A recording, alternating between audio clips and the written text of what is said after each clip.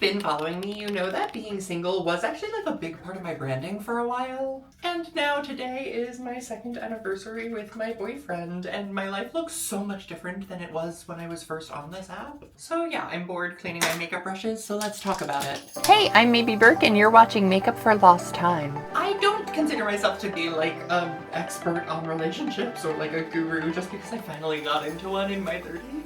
But as somebody who talks and writes a lot about my trials and tribulations with dating, I did learn a lot from being single for so long. The thing I don't hit on too much when I talk about our anniversary is that we actually did break up for a little bit early in. And I'm gonna spare the details of like why, because it's not really that important and we're not really an internet couple sharing everything. But then instantly after we broke up, I fell into this little situationship with a guy who, like, our first date was 3 days. It was like the most lesbian relationship I've ever been in. Like, this guy was quoting Benson Boone to me on our first date. It was like, I've never really experienced love bombing quite that hard. And it only lasted a month, but mind you, we spent like multiple weekends together. He had food in my fridge. Like, it wasn't like we went out once a day for 4 weeks. It was like a month of us pretty hardcore dating. And then out of nowhere, he's gone. And like, I've been ghosted, but never by somebody I like knew pretty well. Like, the only reason I ended up knowing that he was still alive was because he ended up posting on social media at one point.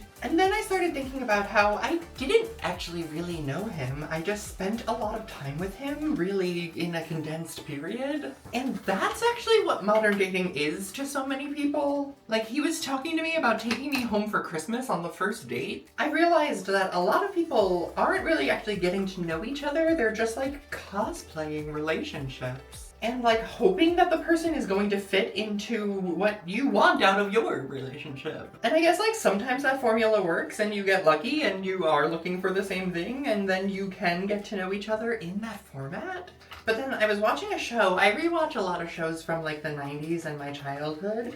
And I was realizing that like the standard used to be that like you don't call somebody for 3 days after a first date. But nowadays, if you don't hear from somebody for like 3 hours, you assume you've been ghosted. And I just think that like the immediacy of things like social media has really tainted how we make our relationships work and happen. So I kind of set out on a quest to not date towards a relationship like I had been trying to do for so long, but just date to have fun and get to know people and like see where it goes. And so I reached back out to my now boyfriend, who was the guy before the one that ghosted me, not the guy that ghosted me. And I basically like asked him if something like casual and whatever was kind of what he was looking for. And I basically asked him if he just like wanted to like hang out and what maybe make out.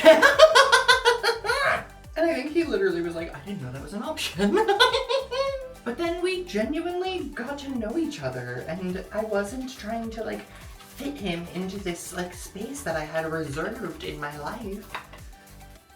I was able to actually listen to him when he spoke and talk about him wanting to like move out of Philadelphia and not think, oh crap, then I can't be with you. We were able to take the pressure off of the thing as much as we could and kind of just get to know each other. And that's what I think actually made us fall for each other stronger and better than we ever had been before. It wasn't like, okay, it's been X amount of time, it's time for us to be at this stage or anything like that.